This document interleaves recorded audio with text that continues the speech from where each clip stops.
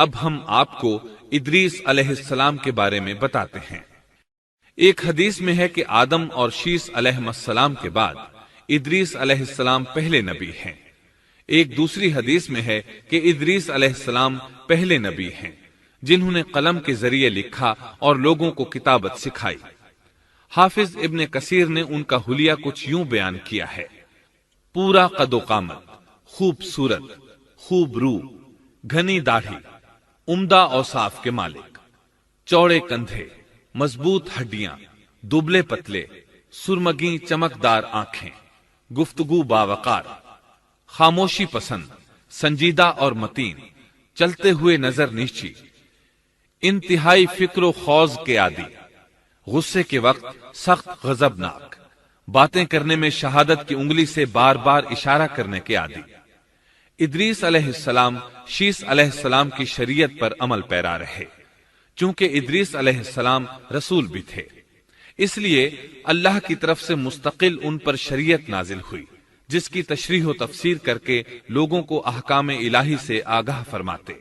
ادریس علیہ السلام نے جب دیکھا کہ مفسدین ایمان والوں پر ظلم و زیادتی کر رہے ہیں، ان کا فساد بڑھتا جا رہا ہے اور سمجھانے کے باوجود یہ لوگ باز نہیں آ رہے، تو انہوں نے اپنے پیروکاروں کو جہاد کا حکم دیا۔ ادریس علیہ السلام پہلے شخص ہیں جنہوں نے اللہ کے راستے میں جہاد کیا، غنیمتیں حاصل کی اور دشمنوں کو قیدی بنایا، لیکن غنیمتیں اور قیدی ان کے لیے حلال نہیں تھے۔ رسول اللہ صلی اللہ علیہ وسلم پہلے رسول ہیں جن کے لیے غنیمتیں حلال کی گئیں، لیکن یہ بات یقینی ہے کہ جہاد سب سے پہلے ادریس علیہ السلام نے کیا۔ انہوں نے جہاد کے لیے سب سے پہلے ایک لشکر تیار کیا، پھر اس لشکر کو 2 حصوں میں تقسیم کیا۔ ایک حصہ پیادوں پر مشتمل تھا، دوسرا سواروں پر۔ چنانچہ بھرپور تیاری کے بعد ادریس علیہ السلام نے قابیل کی قوم پر چڑھائی کر دی۔ حق و باطل کے درمیان زبردست مارکے ہوئے۔ آخرکار ادریس علیہ السلام نے انہیں گھٹنے ٹیکنے پر مجبور کر دیا، ان کا بہت سا مال و اسباب لوٹ لیا اور لوگوں کو قیدی بنا لیا۔ اللہ تعالیٰ نے ان تمام باتوں کا ذکر نہیں فرمایا، بلکہ اللہ نے ان کی سیرت کے بارے میں اپنی کتاب قرآن مجید میں اشارتاً ذکر فرمایا ہے۔ مثلا سورہ مریم آیات 56 اور 57 میں ارشاد ہوتا ہے: اور اس کتاب میں ادریس کا بھی ذکر کر، وہ بھی نیک کردار نبی تھے، ہم نے انہیں بلند مقام پر اٹھایا۔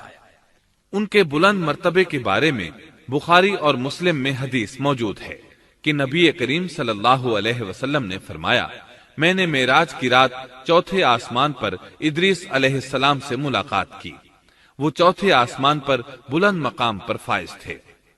ابن جریر نے ایک روایت بیان کی ہے، وہ روایت اس بات کی وضاحت کرتی ہے کہ اللہ تعالیٰ کے ارشاد سے کیا مراد ہے، اس کا کیا مفہوم ہے۔ ابن جریر کے علاوہ دیگر بڑے بڑے مفسرین اور مورخین نے بھی اس روایت کو ذکر کیا ہے، لیکن اس کی کوئی صحیح سند نہیں مل سکی۔ وہ روایت یہ ہے: ابن ابی حاتم وغیرہ نے اس روایت کو ہلال بن یسار سے بیان کیا ہے۔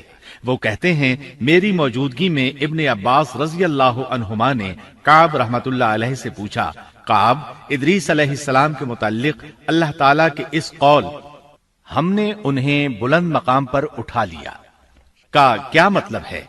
تو کعب رحمت اللہ علیہ نے جواب دیا، اللہ تعالیٰ نے ادریس علیہ السلام پر ایک مرتبہ یہ وحی نازل فرمائی، اے ادریس، تمام اہل دنیا جس قدر روزانہ نیک عمل کریں گے ان سب کے برابر میں تجھے ہر دن اجر دوں گا۔ ادریس علیہ السلام نے یہ سنا تو انہیں خواہش محسوس ہوئی کہ میرے اعمال میں روز افزوں اضافہ ہو، اس لیے عمر کا حصہ طویل ہو جائے تو اچھا ہے۔ انہوں نے وحی الہی اور اپنے اس خیال کو ایک رفیق فرشتے پر ظاہر کر کے کہا، اس معاملے میں موت کے فرشتے سے گفتگو کرو تاکہ میں نیک اعمال کا زیادہ سے زیادہ وقت حاصل کر سکوں۔ اس فرشتے نے جب یہ سنا تو ادریس علیہ السلام کو اپنے بازوؤں پر بٹھا کر لے اڑا۔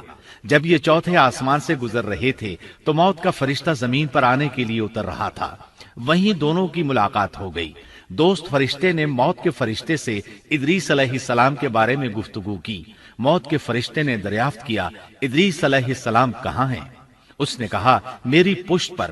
موت کا فرشتہ کہنے لگا، مجھے اللہ کی طرف سے یہ حکم ملا ہے کہ چوتھے آسمان پر ادریس علیہ السلام کی روح قبض کروں۔ اس لیے میں سخت حیرت میں تھا کہ یہ کیسے ممکن ہے، ادریس علیہ السلام تو زمین پر ہیں۔ چنانچہ موت کا فرشتہ ادریس علیہ السلام کے پاس آیا، ان سے اجازت طلب کی اور ان کی روح قبض کر لی۔ انبیاء کو یہ امتیاز حاصل ہے کہ فرشتہ ان کی اجازت کے بغیر ان کی روح قبض نہیں کر سکتا، اور رسول اللہ صلی اللہ علیہ وسلم کو تو یہ اختیار دیا گیا کہ آپ دنیا میں مزید رہنا پسند کریں تو رہ سکتے ہیں، یا پھر رفیق اعلیٰ کی رفاقت کو پسند کر لیں۔ آپ نے رفیق اعلیٰ کی رفاقت کو پسند فرمایا۔ اس طرح ادریس علیہ السلام کی روح چوتھے آسمان پر قبض کی گئی۔ انہیں بھی عیسیٰ علیہ السلام کی طرح آسمان پر اٹھایا گیا۔ فرق یہ ہے کہ عیسیٰ علیہ السلام کی روح قبض نہیں کی گئی۔ یہ واقعہ نقل کر کے کعب رحمت اللہ علیہ فرماتے ہیں کہ اللہ تعالیٰ کے ارشاد کی تفسیر یہی ہے، لیکن درست بات یہ ہے کہ یہ اسرائیلی روایت ہے۔ ادریس علیہ السلام کی وفات ہو گئی تو لوگ فساد میں اور بڑھ گئے، ان میں شر پھیل گیا، تاہم وہ توحید پر قائم رہے۔ بت پرستی کا ان میں کوئی شعور نہیں تھا۔ لوگ آدم علیہ السلام کی وفات کے 1000 سال بعد تک توحید پر قائم رہے۔ ان میں فسق و فجور ضرور تھا، لیکن شرک نہیں تھا۔ اللہ تعالیٰ کے اس ارشاد دراصل لوگ ایک ہی امت تھے کا یہی مطلب ہے۔